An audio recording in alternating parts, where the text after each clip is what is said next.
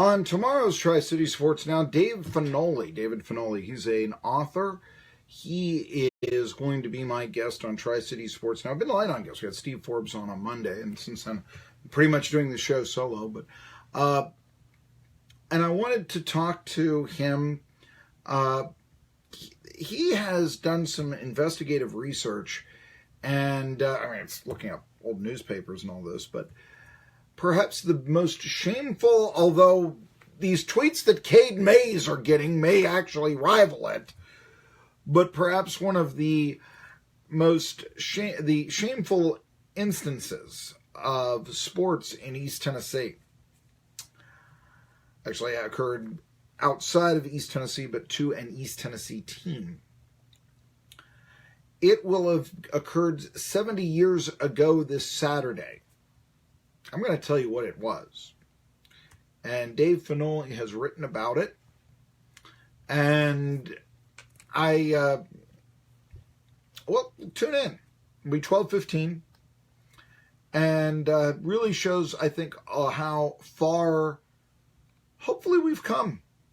I think we have come a long way here. But it's important to, I think, remember this and wonder also what kind of scorn one should have going forward with this, if any.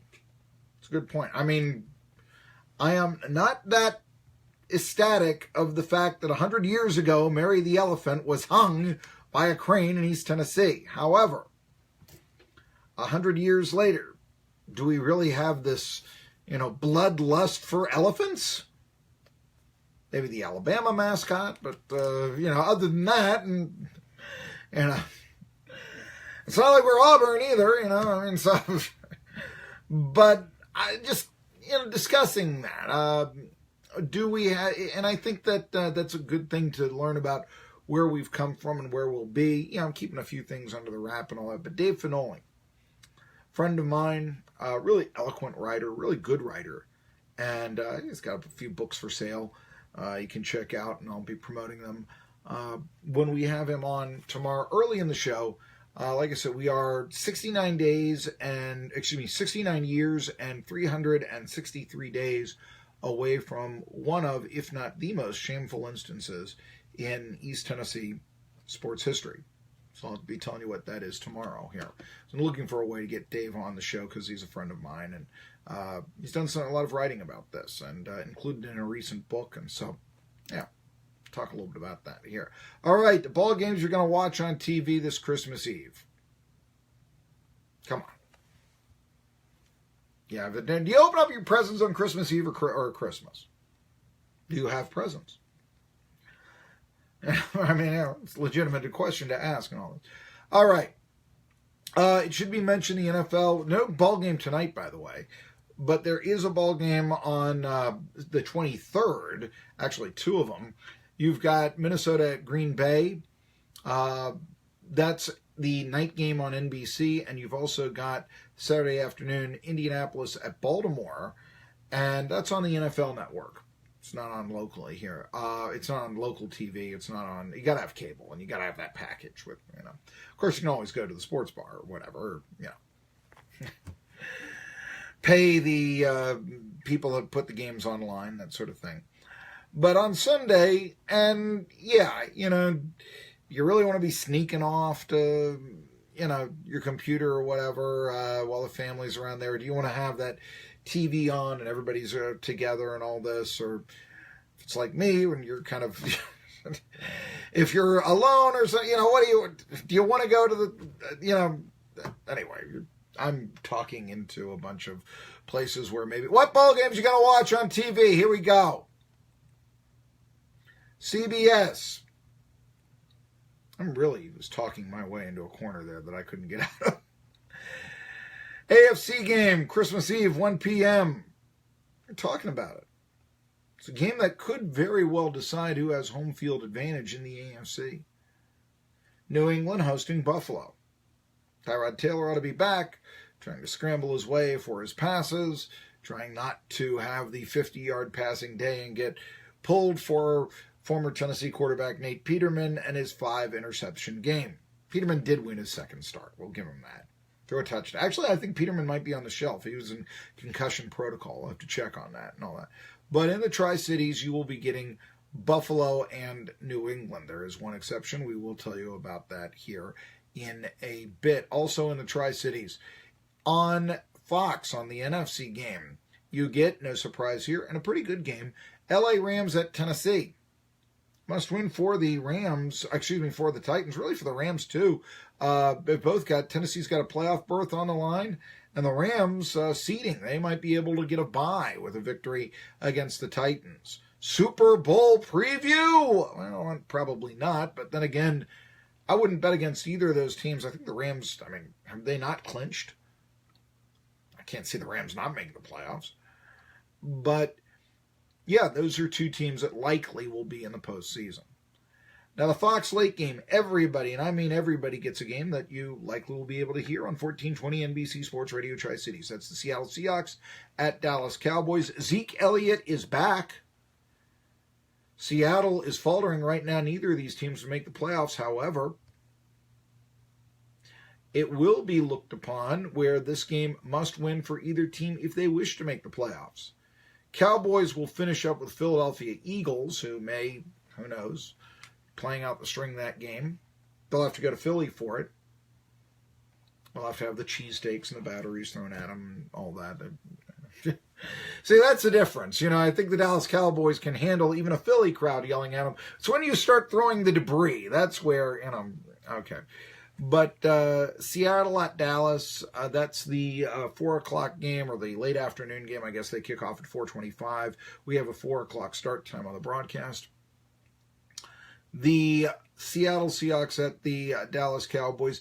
I was thinking of this, that unless Seattle has a dramatic turnaround of their season this year, this window of opportunity for the Seahawks, it may be closing. And I really wonder, will this Seahawks team, this era, be looked upon as underachievers? And I really think they will be. They are the team. What if you just stuffed the ball at the goal line in a Super Bowl? You would have won a ball game. Come on. You've got that. But even this year, Zeke Elliott's back, games at Dallas, and the Seahawks just lost, what was it, 27-0? They lost bad to the Rams, who look to be the frisky young colt in the NFL.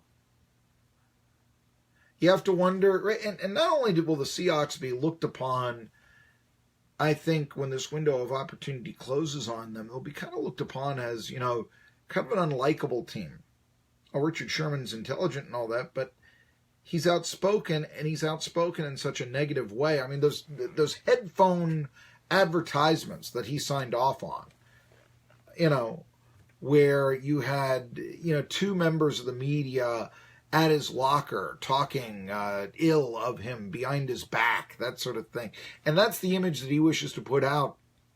Okay, if you want to tweet out your support of Tyrod Taylor when he's benched, fine. It's just that it happens after his replacement throws 5 interceptions. And the timing wasn't right there. Hey, Sanders went to Stanford. Intelligent guy. But it's we're going to the Super Bowl, and I'm going to take this opportunity to bash Michael Crabtree. It's friction. It is a little sexy. It makes headlines. It's something to talk about on makes a show like this. I'm not debating that. But it does make him and his team out to be the bad guy. You'll look at Sherman as being the corner of the era, no question of that. But you won't like him like you would even a Deion Sanders, who himself could be, look at me. But there was a smile associated with Sanders. Very controversial, but there was always a smile with him. Not any tackles, but a smile. Sherman, there's not a smile associated with him.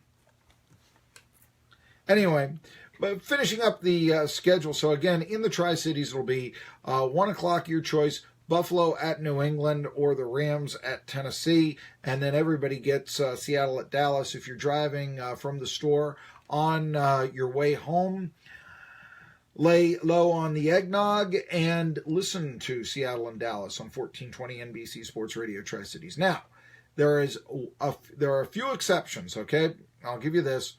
If you live in the Boone, North Carolina, if you're in that area, you're in the Charlotte market, the way it's gerrymandered. So if you're in that part of North Carolina, and you go past Poga, down 321 where it hits 421, if you're in that area of North Carolina, then actually the game that you will see in your market is not going to be a 1 o'clock game. It'll be a 4 o'clock game. You'll go up, you'll have an alternative. You can listen to Cowboys and Seahawks on our station, and you can watch on TV Jacksonville at San Francisco, which actually isn't a bad game. Jacksonville, they can clinch a division with a victory. I'm not convinced that the Jaguars aren't going to get a bye. And a lot will depend on the Bills having to beat New England, of course. But I could see that. And then you will have the 49ers, who under Jimmy Garoppolo are a revitalized team. So that'll be the game you'd see in Boone, and you won't get a CBS or an AFC 4 o'clock game. You will get, because Boone, who cares about the Titans there? You will be getting Jacksonville and San Francisco, which I find a little bit interesting. If you live in North Carolina, instead of Titans-Rams on Fox, you will get, rather predictably, Tampa Bay at Carolina. And with that, I do want to talk a little bit. There's a lot of talk about the ownership group, and it seems what P. Diddy and Colin Kaepernick are, that's going to happen. P. Diddy and Colin Kaepernick are now trying to say, we'd like to buy the Carolina Panthers. Some of the stuff coming out against Jerry Richardson is really kind of creepy. He's alleged to have wanted to shave women's legs. That's an allegation. And I don't know if it's true or not, but it's just, it's like, really? That's your thing? Okay. Anyway, Adam Schefter, actually, and maybe it's because of things like that, he's talking about why Jerry Richardson doesn't want to cooperate with the investigations that's going on that is causing his team to be put up for sale. He doesn't have to cooperate with the investigation once he sells the team. And once he sells the team, what can they do? Can they fine him? Okay. So they fined him after he sold his team for $2+ billion. Big deal. And if he isn't in the NFL anymore, how would you fine him? It's a good question. Yeah, big deal. Exactly. You're not going to be fining him $2.2 billion. We know that. So that's one thing going on right here with the Panthers. Of course, Carolina Panthers, they are now being led by a former cheerleader of the team, which I think is great. It's Tina Becker. Here's head coach Ron Rivera and what he has to say about Tina Becker. Great choice. I've had to interact with her on several occasions in the past. She's handled it very well. She's helped us an awful lot. I know she's very pro football, which is cool. Knowing that she'd be there supporting us. And by the way, Becker was never, if you remember the two cheerleaders getting on in the bathroom, what was that, in 2005? No, she was not one of those. Okay, she was far more professional. Come on, and all that. But that's when you think of, if you think of Carolina Panthers cheerleaders, that's what do you think? And Ron Rivera also would prefer, like I think everybody else, that the Panthers stay in Charlotte. No, us and our community know just the importance we are for each other. And I most certainly hope it stays. I really do. Boy, the Hornets were the first pro team in Charlotte. And really, when they came, it brought this region into the pro sports world with the Hornets. And I can even remember some of the local basketball games. I don't think the Hornets ever really had a following in the Tri-Cities, but I can remember their games, Muggsy Bogues, watching him on Channel 30 of all on over the air sort of thing. And it added a sense of cosmopolitan nature, I guess, to the region. When the Panthers came, that was very big. May have allowed even Nashville to be considered for the move of the Oilers. That occurred, a couple of years after that. The Oilers moved to Memphis in 97 and then to Nashville in 98. But, yeah, it really brought Charlotte. I remember when the Hornets moved there. It was 30 years ago, not the Hornets moved, but they were an expansion team. When they were created, I remember a prominent sports talk show host writing that that's a third-rate town. Nobody thinks of Charlotte as a third-rate town anymore. Nobody thinks of it as Ozark Ike anymore. It's not on the Ozarks, for one thing, but nobody thinks of it as, just Hicks from the Sticks. Charlotte, what is that? Is that where Andy Griffith goes on vacation in the weekend? Nobody thinks of that anymore. And I think that the Hornets and the Panthers went a long way for that. Panthers Stadium, they play the Belk Bowl there. Play the ACC title game there. I would be surprised. It's 20 years old. Dan Patrick was thinking, is that old for a stadium now? Well, it was for the Atlanta Braves. But then again, Turner Field was never really built for baseball. It was built for the Olympics. And also, I think that the Braves kind of recognized suburban trends in Atlanta. Not saying that I agree with it, but that necessitated that. I don't know. When you talk about franchise relocation, unless you're talking St. Louis, I know San Antonio would like a team, and they've got a stadium there, but I think Jerry Jones will put the kibosh on that, if not Bob McNair. Where will teams move to? I think the next move that an NFL team would make would be, so back to San Diego. I don't think that's going to happen. But to London, possibly Mexico City.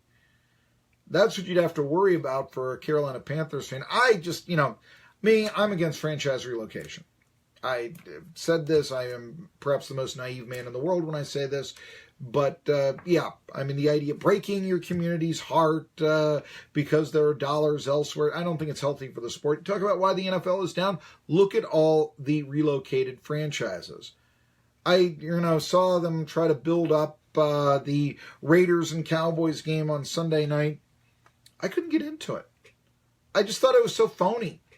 I thought the Raiders, playing these lame duck seasons in Oakland where they should be all along before the team of, gangster rap becomes the team of Steve and Edie in Las Vegas. I just thought it, real phony.